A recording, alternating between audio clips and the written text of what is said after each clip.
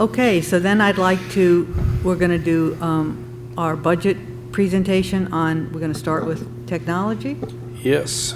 So I'd like to invite up Michael Lee to give our 2025-26 technology budget planning presentation. Welcome, Michael.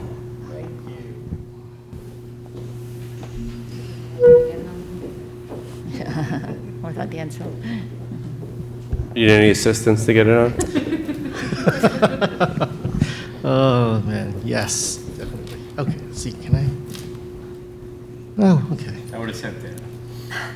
All right. So I'm Mike Lee, Director of Technology, and this is the technology budget presentation, which is different than the program presentation that I gave in November. How it's different is this is where we generally talk about the equipment and supplies that we'd like to buy, like equipment replacement timelines and any staffing changes that we might have. Now, having said that, the quote that I usually like to start off with has nothing to do with budget, but I think it's pretty relevant to sort of like the world that we live in now with relation to AI. They understand it. It says, by far the greatest danger of artificial intelligence is that people conclude too early that they understand it. And why I thought that was relevant was the more that we get used to AI resources, the more that we plug into it and then use its output directly, right? The more comfortable we get with it. And then the more comfortable we get with it, the more we think we understand exactly how it works. And we just have to kind of keep in mind that nobody really understands how it works yet, right? I think I mentioned maybe last time or the time before that AI very much is like Tylenol, right? Everyone takes it, everyone knows it kind of works, but nobody really understands how it works. Remember? Don't believe me? Go look it up. Nobody knows how Tylenol works. So we should all just keep that in mind. Okay. Okay, all right. So now what did we discuss in November? I'm just going to briefly kind of go through everything just to get a nice little baseline here. We spoke about how we've got the BenQ interactive displays in all of the academic spaces in the district. Computer-based testing, we're moving toward full implementation in the spring of 2026. This year, I believe we're doing grades 4 and 6, math and ELA, grades 5 and 8, math, ELA, and science. We've got the Future of Education Committee, and what we do is we help guide the district through AI use. We got the new network cores, and last time that I spoke, we installed the elementary school cores. Now we've got the high school and the middle school cores all installed, so that's good. We spoke about security. We're continuing our parallel migration to the new building access control system.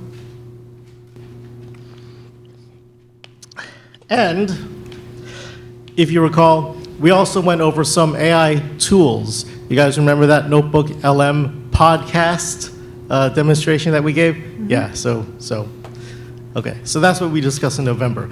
Now, moving forward, this is about infrastructure. This is about like the equipment that we want to get. Why support infrastructure? Well, good infrastructure supports educational experiences for all students, right? For all faculty, everyone. You upgrade the infrastructure, it supports everybody equally. Good infrastructure also enables distance learning, remote access, and computer-based testing. Good infrastructure allows collaboration among students, teachers, and administrators. And good infrastructure also secures and supports a comprehensive district-wide security plan. So now, what does our replacement cycle look like? What is the current status of everything that we had mapped out over the years? What had we replaced? Okay, so MFD refresh. So MFD is those are the multifunction devices. What are the multifunction devices? Those are basically like the Xerox machines that copy and also scan and act as printers. So that's done. Some time ago, we talked about storage replacement. That's done. The network cores. I just mentioned that we replaced the cores this year. Okay, that's done. So all checks. What's left? Last year, I had mentioned that we were going to do some server replacements. Now, we placed that one on hold because we managed to find a warranty coverage for that server hardware through BOCES. So we have another couple of years on that, so we don't need to jump, head on into that one. We could kind of place that one on hold because we've got coverage for that now. So coming up, what we have is we want to do high school laptop refreshes for 2 grade levels. That's approximately 250 units. And then following that, we've got network switches and wireless access point replacements. Good.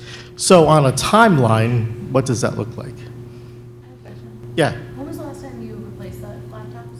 Oh, that's a good question.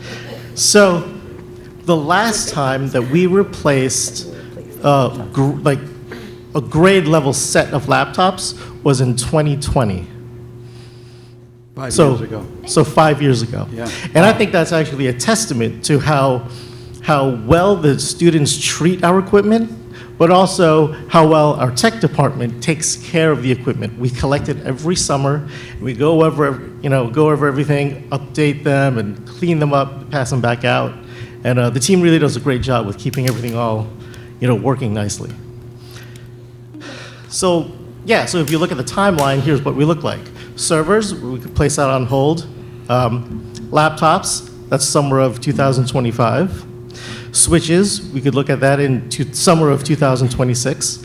And then wireless access points, summer of 2027.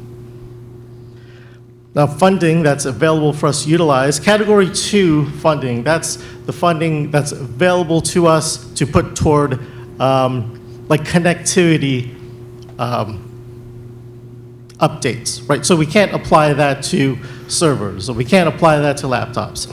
It can only be applied to things like switches and access points. So in 2026, we'll have $273,000 available to us. And we also have the remainder of our Smart Schools bond money, which is $234,000. Now, this is our basic overview of expenses that we have every year. I probably don't need to read through all of it. So there's this, then there's the following page here, right? All kind of like normal stuff. Yeah.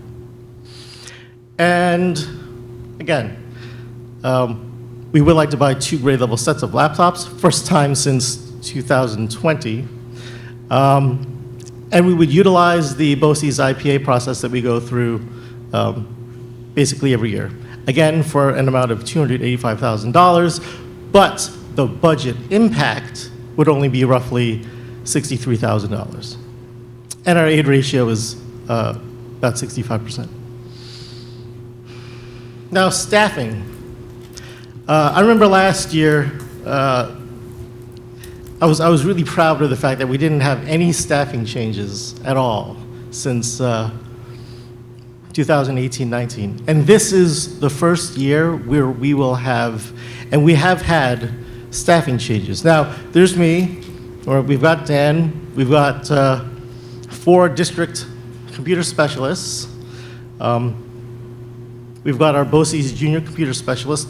But where are the changes, right? Because numbers-wise, this looks pretty much identical to last year. Okay, so there's a name that's different here. You'll notice Connor Poust. We just hired Connor Poust this year to replace Doug Green as our part-time district tech support. Doug. And after over 24 years of service to the district, Laura Sherwood will be retiring at the end of the year. So that's where the biggest change is going to be. And we will be filling her position. Yeah, Yep, we will be filling her position. Yep, she will not be replaced? she is. She will be. We will be filling her position. I yes, was going to say yes. that what she has done for, the middle school and even the entire district is huge, as you know, Michael. Oh yeah. I mean, Oh yeah. So maybe more accurately, her position will be filled. That's what I mean to say. She'll never be replaced. Yes. Exactly. Yeah. Yeah. Good. Yeah. And that's it. That's the team. All right. That's our stuff, yeah. Thank you, Michael. All So right, thank there's you. there's no real technical change in staffing, correct? Nope. Just want to make sure. Okay, Yeah, yeah, thank you. all right. The warranty. Next year, we're cover- going to switch to ThinkPads. Really, really mix it Oh, up. my God. You might be replaced by Sophia. No, I'm kidding. Yes, yes, yes. The Talking warranty AI. coverage, the server, for the servers, that was a good find, so. Oh, that was- yeah, oh, yeah, I just love covered that. When they said, oh, you know, you could get this little service that'll keep these servers covered, I was like, yes, let's do that. Because it's just a fraction of the cost of what it would take to purchase new servers and install all that. No. I mean, they're running great, they're running fine, so keep them, we get warranty coverage, we're good. Yeah. Good, good. Thank you, Michael. All right, Thank you, Thank you, Michael. Michael. Thank you very much.